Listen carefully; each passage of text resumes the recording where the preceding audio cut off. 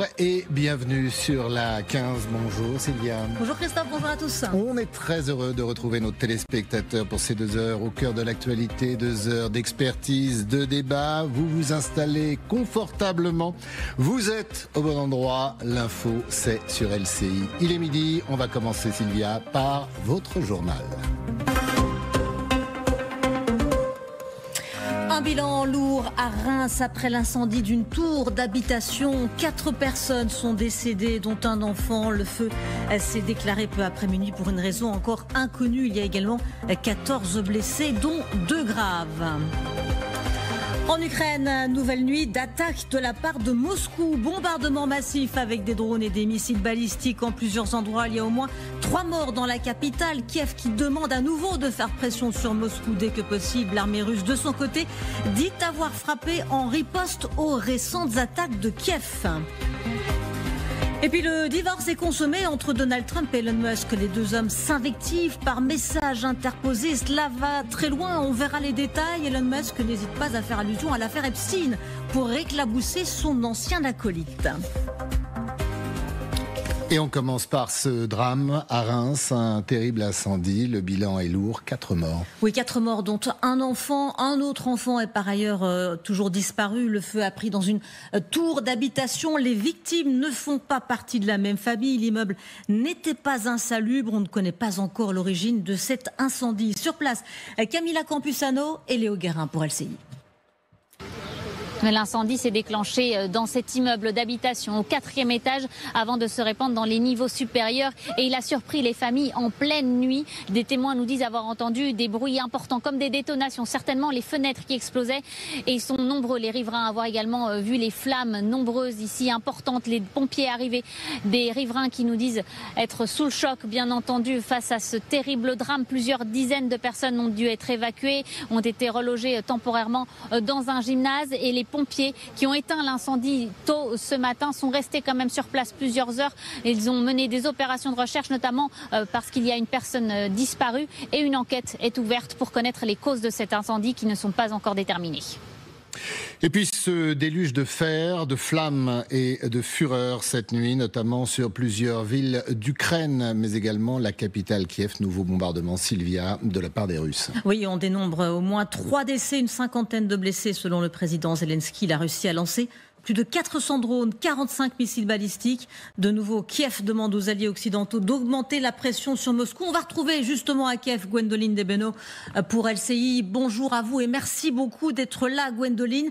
L'armée russe dit avoir frappé des sites militaires en riposte aux récentes attaques de Kiev. Oui, alors il pourrait s'agir que d'une partie de cette riposte. Des médias russes font état déjà de la préparation de nouvelles attaques avec un objectif, mettre le système énergétique ukrainien à terre. En tout cas, c'est une nouvelle attaque massive. Elles sont de plus en plus fréquentes ici. Toute la nuit, la capitale a été secouée par des explosions. On a entendu la défense antiaérienne fonctionner, mais aussi ce bruit si particulier, similaire à une mobilette, qui est celui des drones iraniens lancés sur Kiev. D'autres villes ont été ciblées. Au total, la Russie a lancé 44 missiles et 407 drones sur l'Ukraine cette nuit. 4 personnes sont mortes, 49 ont été blessées, des bâtiments ont été endommagés. Et dans le même temps, l'Ukraine continue de cibler les bases qui permettent à la Russie de lancer ses attaques. 2 aérodromes militaires situés en Russie ont en effet été touchés cette nuit par les frappes ukrainiennes. Merci beaucoup Gwendoline Debeno en direct de Kiev pour LCI. Merci pour ces dernières précisions. On apprend à l'instant que le Kremlin qualifie le conflit en Ukraine d'existentiel pour la Russie. Dernière réaction, Christophe. On avait des doutes sur leur idylle et on avait bien raison, Sylvia. Depuis cette nuit, ils se déchirent d'une façon absolument incroyable sur les réseaux sociaux. Effectivement, rien ne va plus entre Elon Musk et Donald Trump qui se lancent des pics par message interposé. Donald Trump accuse le patron de Tesla d'être devenu fou. Musk lui répond qu'il est ingrat. Les 2 hommes auraient toutefois prévu de s'appeler aujourd'hui pour calmer le jeu. On va remonter le fil des messages avec Mathieu Kerman. Et on reviendra largement sur ce duel à couteau tiré, parce que le problème des duels, c'est qu'en général, il n'en reste plus qu'un debout à la fin. On reparle de ces dégradations, c'était le week-end dernier à la Peinture Verte sur des édifices juifs. Oui, 3 personnes avaient été rapidement arrêtées, 3 Serbes qui ont été présentés à un juge d'instruction. Ils ont été mis en examen notamment pour dégradation en raison de la religion ou de l'ethnie supposée dans le but de servir les intérêts d'une puissance étrangère. 2 d'entre eux ont été placés en détention provisoire selon une source proche du dossier à l'AFP. Les enquêteurs suspectent la Russie d'être à l'origine de ces actions. On prend le même et on recommence au PS.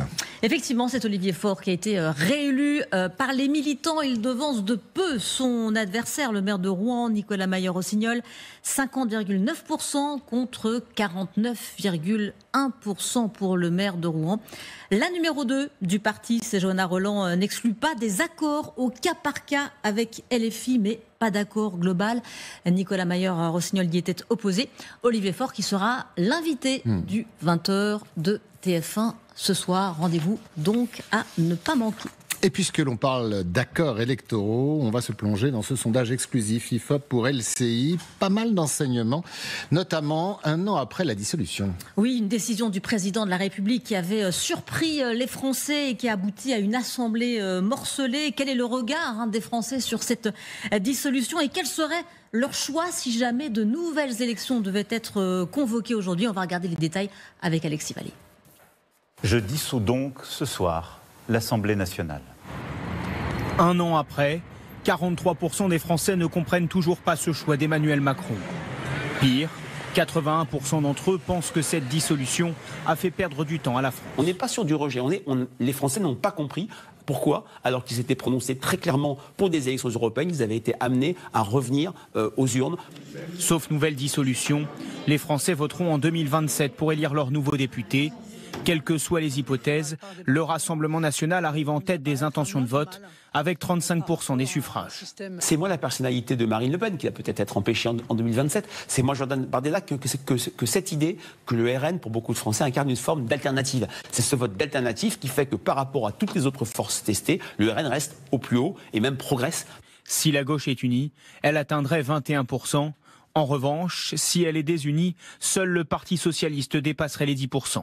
La gauche ne capitalise absolument pas sur le rejet à l'égard de la majorité, de l'ex-majorité et d'Emmanuel Macron. Une union NFP serait une union de façade parce qu'on a clairement un peuple de gauche qui est complètement divisé. Le bloc central capitalise 16% des voix, arrivant en deuxième position si la gauche est divisée. On y reviendra d'ailleurs dans ce LCI Midi parce que les Français veulent de plus en plus de fermeté. Vous l'avez sans doute remarqué, mesdames et messieurs, outre ces couleurs absolument extraordinaires, cet habillage magnifique, il y a quelque chose qui a changé, c'est le 15. Effectivement, une nouvelle opportunité pour vous informer et pour marquer le coup. Effectivement, LCI vous offre un nouvel habillage. Et si c'est un changement du numéro, ce n'est pas un changement de cap. Notre ambition, donner du sens à l'information, décrypter les grands enjeux, vous permettre de vous faire votre opinion, Camilla Campusano. À partir du 6 juin, direction le Canal 15. Un changement vécu presque comme un lancement de chaîne par les équipes. on a connu le passage en gratuit. C'était déjà un événement extraordinaire. Et là, c'est aussi un nouveau challenge, un nouveau défi. Pour l'occasion, LCI change de look. On a repensé l'intégralité de l'habillage avec, vous le voyez derrière moi, des couleurs très vives, très dynamiques. Et une innovation unique en France. Pour regarder une émission, ça déroule, il y a une thématique qui est déroulée. Et puis derrière, on va avoir en continuité un fil d'actualité qui permet justement de traiter des autres informations. La chaîne est prête à séduire de nouveaux téléspectateurs. On va pouvoir montrer la valeur éditoriale de LCI, la valeur des journalistes, des reporters de LCI, la valeur des analystes qui sont sur le plateau et qui donnent du sens à l'actualité. Le changement est automatique la plupart du temps, mais dans certains cas, il faudra faire une mise à jour des chaînes de votre télévision. Après, il ne vous reste plus qu'à taper 15 sur votre télécommande pour retrouver l'info, la vraie. Simple, 15. Magnifique. 15. Merci beaucoup Sylvia. Vous restez avec nous bien sûr pour ce LCI midi. On va revenir sur ce duel, plus qu'un duel encore, avec nos experts Magali Barthès, Grégory Phillips. Et puis nous sommes également avec Olivier Lascar, journaliste à Sciences et Avenir, mais peut-être l'un de ceux qui connaît mieux Elon Musk et surtout ses désirs de pouvoir et de conquête spatiale. Bonjour et merci Olivier d'être avec nous. Alors le principe, vous le savez mes amis, d'un duel, c'est qu'à la fin, il n'en reste qu'un. Mais la question que l'on va se poser, lequel? Depuis cette nuit, c'est une véritable guerre qui se déroule notamment sur les réseaux sociaux. Vous allez le voir, entre Musk et Trump. Insultes, invectives, menaces, avalanche de coups bas. Un duel à mort d'ailleurs, mais qui pourrait coûter quelques centaines de milliards de dollars, bouleverser longuement le paysage américain, mais également l'espace. Écoutez la correspondance de Mathieu Derrien, notre correspondant depuis Washington.